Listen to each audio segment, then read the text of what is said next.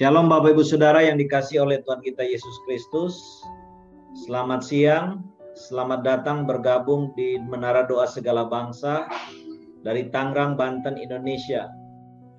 Kami senang kalau kembali siang hari ini Bapak dan Ibu serta saudara yang dikasihi dalam Tuhan boleh tetap tekun setia bersama kami untuk kita bersyafaat bagi penduduk yang ada di kota-kota, di desa, yang ada di bangsa kita, serta juga buat bangsa-bangsa. Di tengah wabah pandemi virus COVID-19 ini, agar sungguh-sungguh apa yang jadi agenda kerajaan Allah, supaya terjadi pertobatan atas 7 miliar penduduk bumi ini kiranya boleh tercapai. Ada Pak Pendeta Sefanya yang bergabung bersama kita, dan siang ini beliau akan menyaksikan firman buat kita. Waktu kami persilakan Pak. Silakan Pak Pendeta Sefanya. Ya, terima kasih Pak Hebron dan teman-teman semua. Shalom. Shalom. Saya minta tolong ya. Sudah ya. Saya akan sharekan dulu ininya. Pak di spotlight Pak, saya lupa spotlight, di spotlight Pak. Pak Sefanya tolong spotlight. Sebentar Pak ya.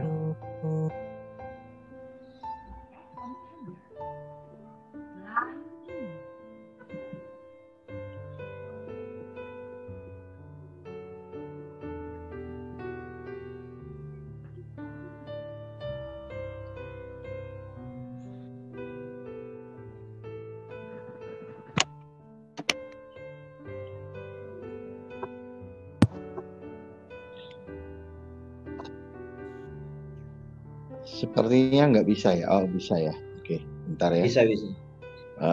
Oke. Spotlight ya. Enggak, saya simpannya di dalam Google Drive. Oh. Oke, baik. Kita tunduk kepala, kita sekali lagi berdoa. Bapa yang baik, pada siang hari ini kembali kami mau mendengarkan firman-Mu. Tuhan urapi setiap kami, bahkan juga Engkau urapi hamba-Mu yang menyampaikan, dan berikan kami roh pengertian Tuhan. Sebab tanpa roh pengertian, kami tidak dapat berbuat apa-apa. Ya Tuhan. Walaupun kami memakai hikmat manusia, kami tidak sanggup mengerti akan firman-Mu yang begitu dalam. Namun ketika ada roh pengertian yang Engkau berikan kepada kami, maka kami akan mengerti dan menangkap firman-Mu yang begitu mulia, sehingga dalam kehidupan kami dapat melaksanakan apa yang Tuhan kehendaki. Di dalam nama Tuhan Yesus kami berdoa dan mengucap syukur. Kita sama-sama katakan amin. Oke, hari ini saya memberikan tema hidup di luar keadaan atau di atas keadaan, ya. Saudara bisa lihat share saya, ya? Bisa. Bisa ya. Oke. Yang pertama, slide yang pertama di sini diharapkan berbuah. Yang kedua adalah padahal bukan musim buah. Dan yang ketiga adalah mengharapkan sesuatu yang tidak mungkin, ya. Kita baca ayatnya di sini di dalam Markus 11 ayat 12 dan ayat yang ke-13, ya. Keesokan harinya sesudah Yesus dan ke-12 murid meninggalkan Betania, Yesus merasa lapar. Ayat 13. Dan dari jauh ia melihat pohon ara yang sudah berdaun. Ia mendekatinya dan melihat kalau-kalau ia mendapatkan apa-apa pada pohon itu. Tetapi waktu ia tiba di situ, ia tidak mendapatkan apa-apa selain daun-daun saja. Sebab memang bukan musim buah ara. Nah, saudara yang dikasihi Tuhan, ayat ini seringkali menjadi suatu pertanyaan bagi kita orang Kristen. Bahwa apakah Tuhan Yesus tidak tahu kalau pohon ara pada waktu itu belum musimnya? Kenapa sih Tuhan Yesus itu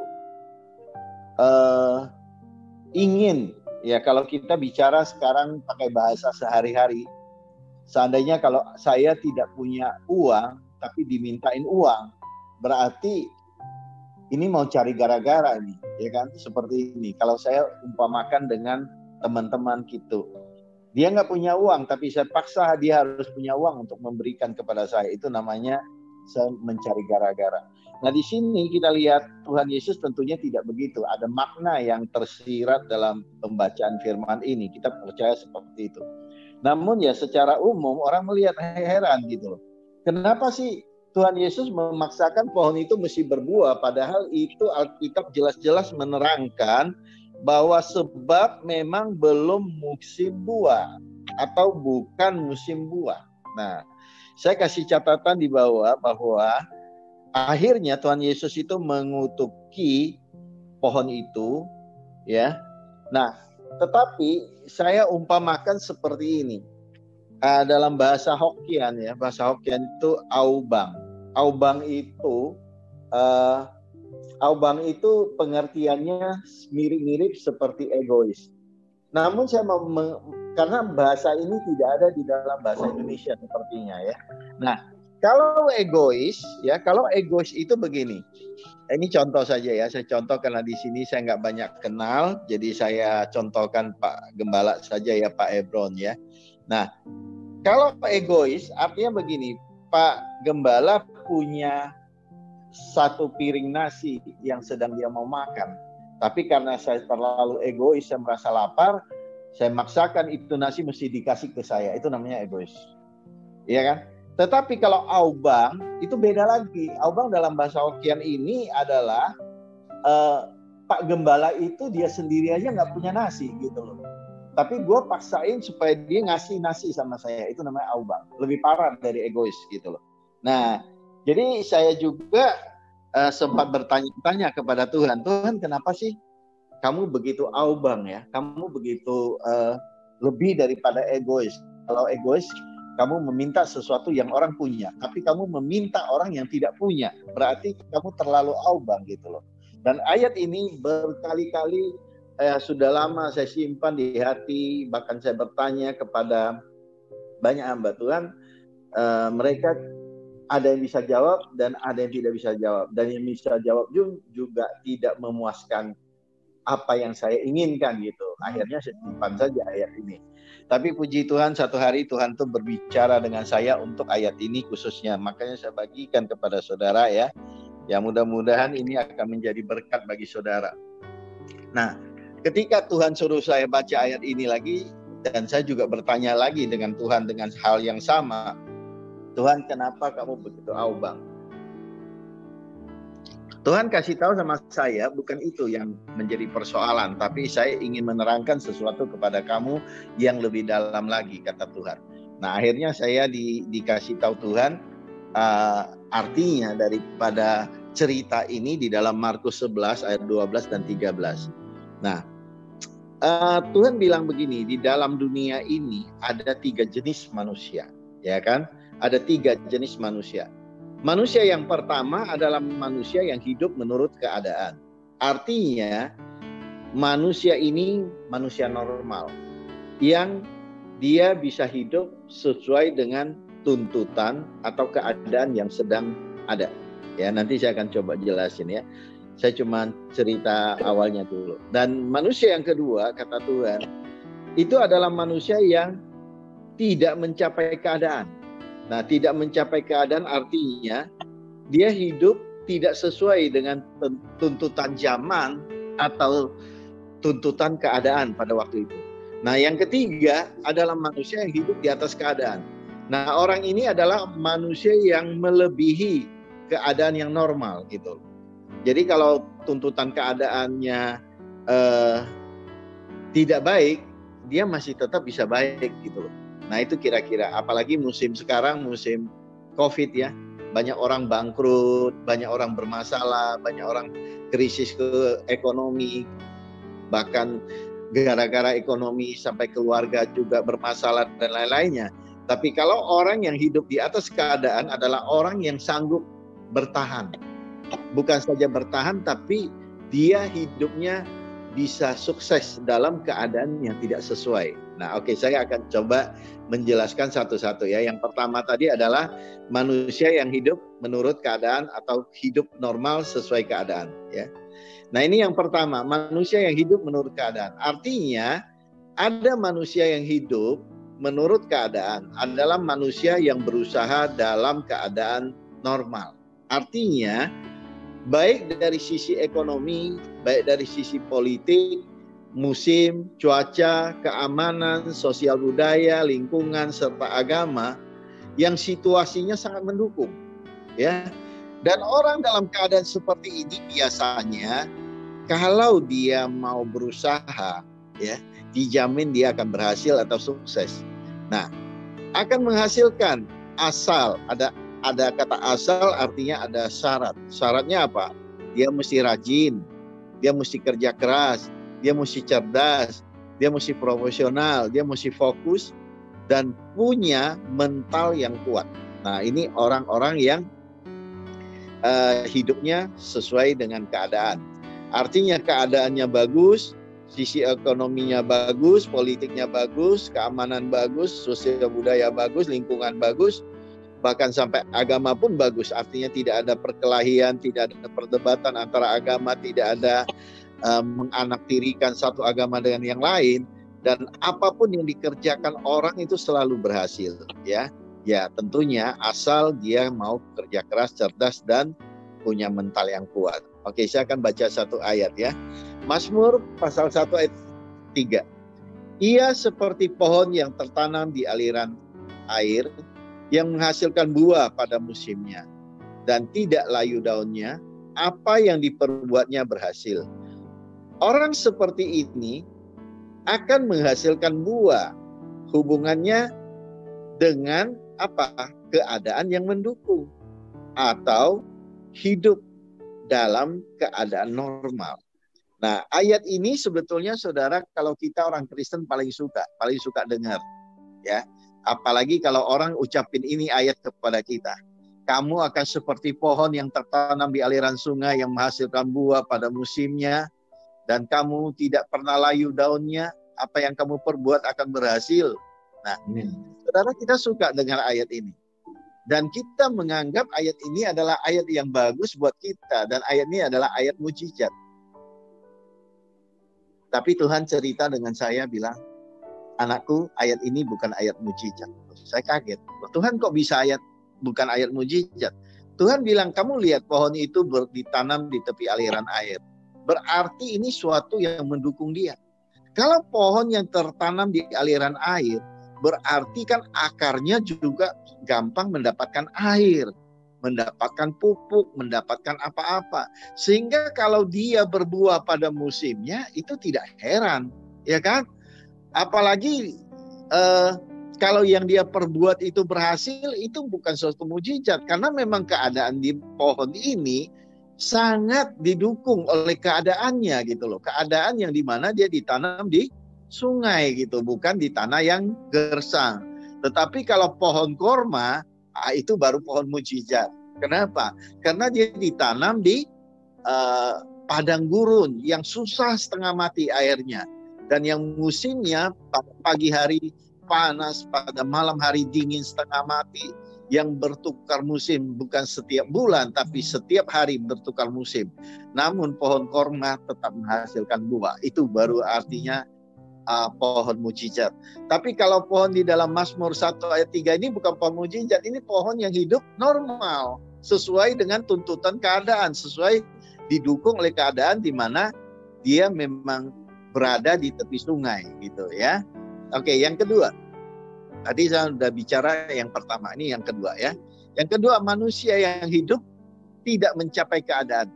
Nah, ini manusia yang bagaimana? Ini manusia yang hidupnya walaupun dalam keadaan yang baik, artinya ekonominya baik ya, semuanya baik, menunjang ya. Tetapi orang ini tidak bisa memanfaatkan keadaan yang baik ini. Bahkan dia tidak mencapai dan tidak mempergunakan keadaan tersebut. Nah, biasanya orang seperti ini pasti ada salahnya. Nah, kita mau coba lihat, mudah-mudahan orang seperti ini tidak terjadi pada orang-orang dalam persekutuan doa kita, ya kan? Nah, ini orang seperti ini biasanya dia pasti berakal budi rendah. Mungkin juga dia malas, terlalu santai orangnya, terlalu takut, banyak perhitungan, tidak punya nyali, tidak berani mencoba, padahal Tuhan sudah memberikan keadaan yang baik kepada dia. Namun dia tidak mau mencoba. Nah, ini ibaratkan orang yang punya talenta tapi disimpan di dalam tanah, tidak dikembangkan. Nah, ini orang-orang seperti ini ya tentunya kalau dia tidak berhasil, dia menjadi orang gagal, itu wajar-wajar aja. Semoga kita tidak mengikuti orang seperti ini, ya kan? Tapi banyak loh di muka bumi ini, banyak, bahkan di Indonesia banyak orang seperti ini, ya. Terlalu banyak perhitungan. Artinya sebelum dagang aja dia sudah hitung ruginya. Jadi kalau orang biasanya dagang kan orang mau hitung untungnya dulu, baru resiko ruginya di mana, kan biasanya gitu. Tapi orang ini beda, dia belum dagang, dia yang dia hitung itu ruginya dulu, kegagalan dulu dihitungnya. Maka ketika dia menghitung kerugian dan kegagalan, akhirnya dia tidak punya nyali untuk mencoba. Akhirnya dia gagal. Biarpun keadaan baik, biarpun ekonomi mendukung, masyarakat banyak yang jual beli, yang banyak membeli, ya.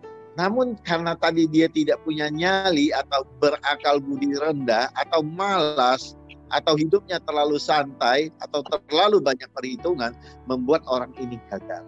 Nah, semoga manusia yang kedua ini jangan kita tiru. Nah, oke, manusia yang ketiga itu manusia yang bagaimana? Manusia yang ketiga adalah manusia yang hidup di atas keadaan. Manusia ini hidupnya tidak tergantung dengan keadaan yang ada. Nah, ini kita katakan amin ya. Kita sama-sama katakan amin. Manusia yang ketiga ini adalah manusia yang hidupnya tidak tergantung dengan keadaan yang ada. Artinya, sekalipun keadaan kota, negara, dari sisi ekonomi, politik, musim, apapun, itu tidak baik artinya. Sangat kacau balau seperti saat ini. COVID, di mana-mana orang nggak berani keluar. Buka toko aja mesti buka setengah hari. Kalau mau buka 1 hari, sementara belum ada yang laku, takut pula penjangkitan COVID dan lain-lainnya. Ya, boleh katakan jalan raya yang dulunya, wah mobil susah lewat gitu, sekarang enak sekali. Saya yang paling yang saya sukai di COVID ini bukan apa-apa ya, tapi semoga COVID berlalu ya. Tapi satu hal, saya ini kan hamba Tuhan.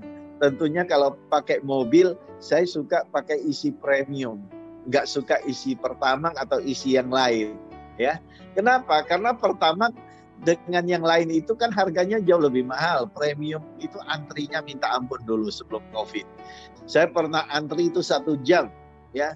Sampai udah kebelet sekali, tapi sampai 1 jam, 1 orang sebelum saya, tiba-tiba pom bensinnya bilang habis Pak, premiumnya habis. 1 jam kita antri cuma-cuma nggak ada gunanya. Nah itu dulu. Tapi setelah COVID ini apa yang terjadi? Hampir setiap hari, kalau saya setiap waktu lah, bukan setiap hari, setiap waktu saya isi bensin itu selalu ada. Premium tuh selalu ready. Hampir di mana-mana pom bensin tidak pernah nolak kalau kita mau isi premium. Nah ini contohnya ya. Tapi mudah-mudahan ini bukan alasan yang baik ya. Ini moga-moga COVID segera berlalu. Nah, manusia seperti ini boleh dibilang langka, ya. Tetapi bukan berarti tidak ada. Ada, saudara, ya ada. Semoga kita hari ini yang 16 orang atau yang 17 orang yang ikut di dalam acara ini adalah orang-orang yang ketiga ini, ya. Artinya keadaan ekonomi yang tidak baik, politik tidak baik, musim tidak baik, namun dia tetap bisa akses gitu loh. Dia tetap bisa bukan sekedar mempertahankan, bahkan mencari kesempatan bagaimana untuk dapat hidup, dan hidup bukan sekedar biasa, tapi hidup dalam kelimpahan. Amin, saudara. Nah, saudara yang dikasih Tuhan, ini saya mau contohkan ini. saat ini kan COVID kan boleh katakan semua orang mengalami kesusahan. Tetapi orang yang tergolong manusia yang ketiga ini, mereka tidak menciptakan sesuatu yang sudah menjadi ada pada orang, ya. Manusia seperti ini dia tidak menciptakan sesuatu yang mengikuti orang. Artinya misalnya di sini ada seorang ibu, ya ini contoh saja ya. Saya ambil Ibu Lili lah. Ibu Lili lagi dagang nasi gitu ya. Misalnya dagang nasi, wow ramai sekali. Nah orang ini lihat Ibu Lili dagang nasi, besok dia buka kedai nasi. Bukan seperti itu. Kalau buka seperti itu, kalau orang seperti itu mengikuti yang sudah ada. Terus menjadikan pesaing makin hari makin tambah banyak gitu. Nah, tapi orang yang ketiga ini adalah orang yang benar-benar diberikan Tuhan suatu hikmat, akal budi yang hebat, ya. Dia tidak mengikuti Ibu Lili, tapi dia lihat apa sih peluang di COVID ini, ya kan? Orang banyak jual nasi, orang banyak jual ini, orang banyak jual itu. Tapi dia perhatikan kira-kira apa yang belum orang jual. Apa yang belum dibisniskan sama orang, maka dia mulai coba dengan bisnis itu. Dan ternyata karena tidak ada orang melakukan bisnis seperti itu, maka dia satu-satunya tunggal berbisnis itu, maka dia menjadi orang yang betul-betul sukses karena setiap pembeli, setiap menggunakan jasanya atau apa, akan lari ke tempat dia. Tapi tentunya dia akan juga disaingi orang, kan begitu. Kenapa? Karena ketika dia dagang seperti itu, ternyata orang lain lihat, orang akan niru. Nah, dia tidak akan takut. Dia mengadakan inovasi, ya kan? Sehingga orang lain mau ikut dia juga nggak bisa kejar gitu. Karena orang ini cerdas sekali. Ya, ini perlu kita doakan sebagai orang Kristen. Kita perlu doa setiap hari agar hidup kita itu seperti itu. Diberikan Tuhan hikmat, ya kan? Diberikan Tuhan sebuah pengetahuan yang dimana kita dalam keadaan susah pun kita bisa bertahan seperti itu. Bukan sekedar bertahan, tapi hidup diberkati dan hidup di dalam kelimpahan. Nah, saya masuk ke dalam satu peribahasa Tionghoa. Kebetulan sini katanya ada beberapa teman kita yang bisa bahasa Mandarin ya. Nah, ini kebetulan orang tua saya juga seorang yang cukup sastra ya, tapi beliau udah almarhum. Suatu ketika saya berbincang-bincang dengan beliau bilang begini, kamu kata bapak saya, kamu itu mau menjadi pahlawan yang diciptakan oleh keadaan atau kamu mau jadi pahlawan yang mencipta atau mengubah keadaan. Nah, dulu saya tuh nggak mengerti. Saya bingung dengan bahasa papa saya ini. Nah, lalu papa saya cerita begini. Jika kamu adalah seorang pahlawan itu artinya orang sukses ya, orang yang berhasil ya. Tetapi kepahlawan kamu itu dikarenakan keadaan yang mendukung, ya. Artinya keadaan itulah yang membuat kamu menjadi pahlawan. Nah, artinya di sini bahwa yang pertama adalah keadaan itu atau dalam kondisi yang sangat mendukung, artinya pada saat itu apapun bagus, ya. Karena baik secara ekonomi, politik, apapun bagus. Maka orang yang bekerja pada waktu itu asal mau berusaha, dia akan berhasil. Nah, dan bahkan kamu bisa jadi pahlawan, kata papaku.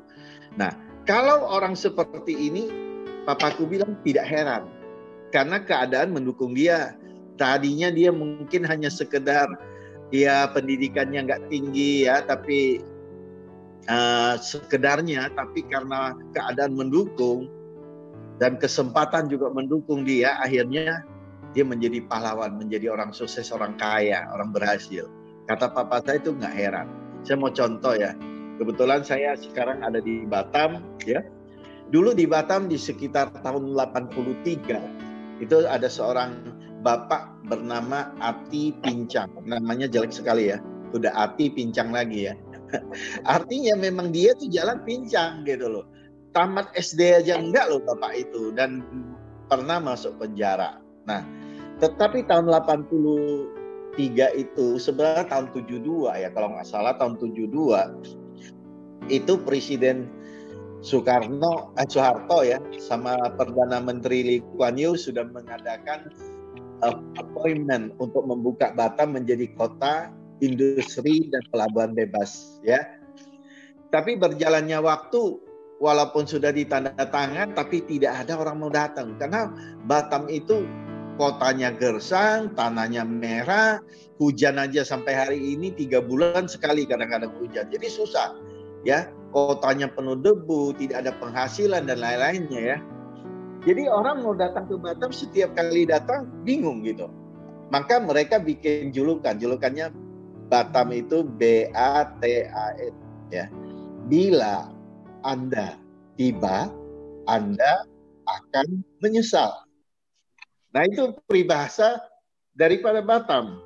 Nah tapi Pak Ati Pincang ini, seorang ini, dia itu pada saat itu didukung oleh keadaan. Didukung oleh keadaan kenapa? Karena keadaan itu di Batam tidak ada orang berani masuk, ya kan? Karena lihat kotanya begitu, aduh hancur-hancuran begitu. Lalu Ati Pincang begitu semangatnya, dia coba mengambil kertas untuk menggambar, saya akan bangun ruko, saya akan bangun rumah, saya akan bangun apa, digambar di atas kertas. Tapi karena keadaan mendukung, saya katakan keadaan mendukung karena Pak Presiden Soeharto dengan Lee Kuan Yew sudah tanda tangan dan diiklankan di mana-mana, di TV dan segala macam. Orang pada datang ke Batam, tapi kan Batam belum ada rumah. Ya ada cuma kios-kios, pondok-pondok ya.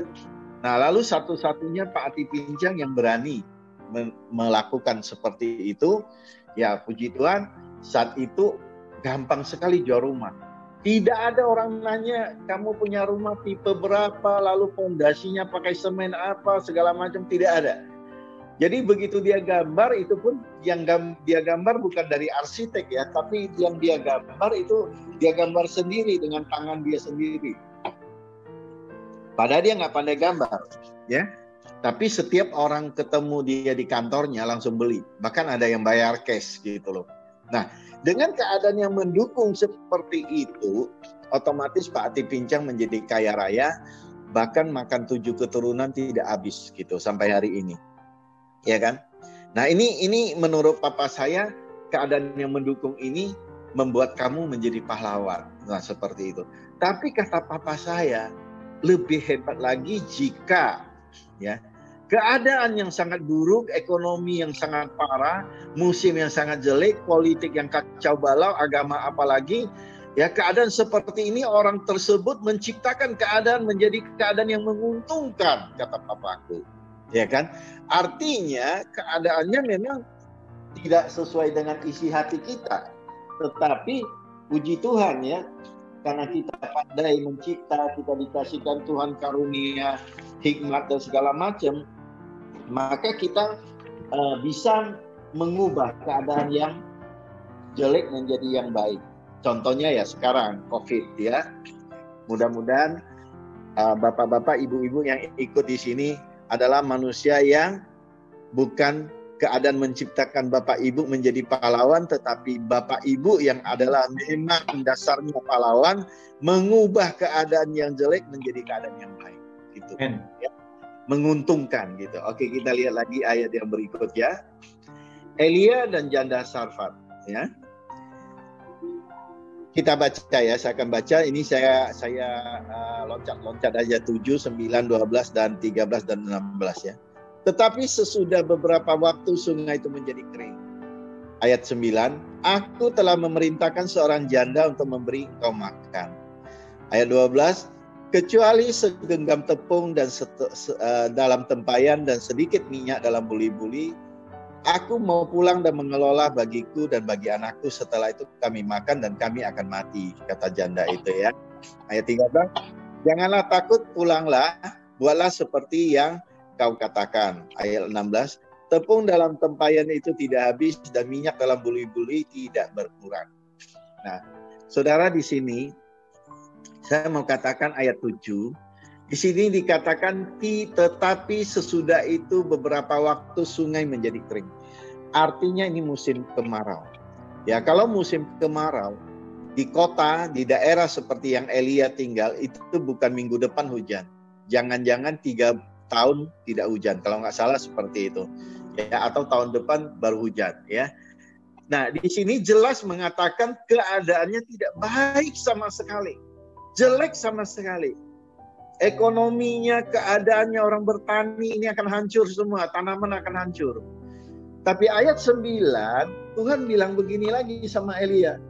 Aku, kata Tuhan, ya, aku telah memerintahkan seorang janda untuk memberi kamu makan. Nah, saudara, kalau janda yang diperintahkan Tuhan adalah janda kaya, itu mah oke, ya. Mungkin Elia perlu berterima kasih dengan Tuhan. Dalam keadaan yang begitu jelek, ya kan, tapi Tuhan kirimkan janda kaya untuk memberkati dia, ya kan? Tetapi aneh, ternyata janda yang dikirim Tuhan ini bukan janda kaya, justru janda yang miskin. Nah, di ayat 12 diterangkan, janda ini hanya punya segenggam tepung dan sedikit minyak dalam buli-buli. Dan janda itu berkata, kalau aku pulang, aku mengelola roti ini dan aku sama anakku makan, maka kami akan mati. Nah, tetapi di sini kita belajar satu hal. Elia tidak melihat sesuatu secara mata. Elia tidak menilai sesuatu itu dari apa yang dia lihat, gitu loh. Ya. Nah, nanti kita akan belajar kesempatan. Ya, bentar. Halo? Ya, silakan terus saja. Oke. Nah, nanti kalau ada kesempatan lagi saya akan bicara tentang karunia penglihatannya. Oke. Jadi Elia tidak melihat sesuatu yang apa yang dia lihat, dia ukur. Enggak, no, dia tidak lakukan itu. Bahkan walaupun Tuhan bilang sama dia, aku mengutus janda, dan ketika dia pergi dengan taat, dia lihat janda itu ternyata janda miskin. Dia tidak mengeluh. Elia tidak mengeluh. Dia tidak bilang, Tuhan, gua komplain deh Tuhan, kok kamu utus janda yang miskin? Tidak begitu. Ya. Tetapi Elia tetap optimis. Elia inilah pahlawan yang mengubah keadaan. Ya. Dia tetap optimis dengan firman Tuhan. Dia tetap percaya dengan firman Tuhan. Maka dia katakan sama janda itu, jangan takut. Ya kan? Jangan takut. Buatlah seperti yang engkau katakan. Dan bawa itu 1 biji roti, kasih aku dulu. Dan apa yang terjadi? Ternyata perkataan Elia mengubah keadaan. Amin? Amin. Mengubah keadaan di mana orang lain boleh kekurangan, orang lain boleh kemarau, tapi si janda ini tepung dalam tempayannya tidak pernah habis, dan dia benar-benar dapat memberi Elia makan sampai hujan itu turun. Ya, oke, ini selesai. Terakhir, hidup yang tampil beda. Sebenarnya Tuhan menginginkan kita hidupnya berbeda dengan dunia. Artinya hidup sebagai anak Tuhan tidak saja tergantung kepada keadaan. Kalau hidup yang tergantung dengan keadaan juga dilakukan oleh banyak orang di dunia, hidup seperti itu adalah hidup yang biasa-biasa, bukan hidup yang luar biasa atau hidup yang dalam keadaan mujizat. Justru pohon yang berbuah tidak pada musimnya, itulah baru pohon yang mengalami mujizat. Jadi pohon ini adalah gambaran anak-anak Tuhan dalam grup ini. Amin. Nah, pohon ini adalah gambaran kita-kita. Tuhan Yesus tidak mau cuma melihat kita itu daunnya hijau, tapi tidak punya buah. Karena kita masih tergantung kepada keadaan musim. Ya kan? Tetapi Tuhan mau kita hari ini berhasil dalam kelimpahan kita. Artinya hidup kita tidak tergantung dengan COVID, tidak tergantung dengan keadaan yang jelek, tapi hidup kita benar-benar hidup yang dalam mujizat. Makanya kalau kita hidup tidak keadaan, barulah kita anak-anak Tuhan yang hidup dalam luar biasa. Oke, demikian saja firman Tuhan. Semoga firman Tuhan yang singkat ini dapat menjadi berkat bagi kita semua. Amin.